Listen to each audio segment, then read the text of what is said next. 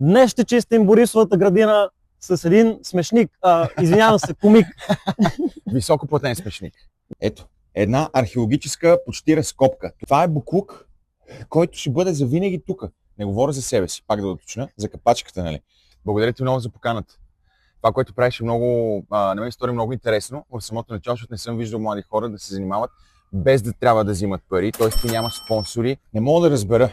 Имаш уникално сепаре в Борисовата градина. Пейка за приятели, с масичка. Защо трябва да си свиня? Ние трябва да живеем по-добре и ние ще си го направим по-добре. Запретнахме ръкави и започнахме да си го правим по-добре. Събрахме си малко сувенири. И това със семкаджийството.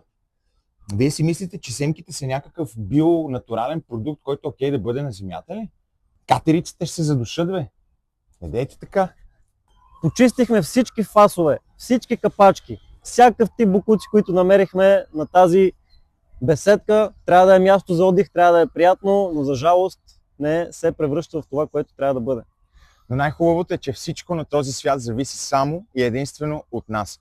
Така че ако искаме да живеем хубаво, ако искаме да живеем чисто и подредено, да започнем със себе си, да чистим след себе си, около себе си. Искайте да ви е чисто, последвайте примера и почиствайте случайни отпадъци. И тагвайте всички, даже кажете кой друг искате да дойде тук на гост. То е странно да кажем на гости. Всъщност на гости. На гости, тъгнете долу в коментарите коя да бъде следващата известна личност, която искате да дойде с мен и да почиства.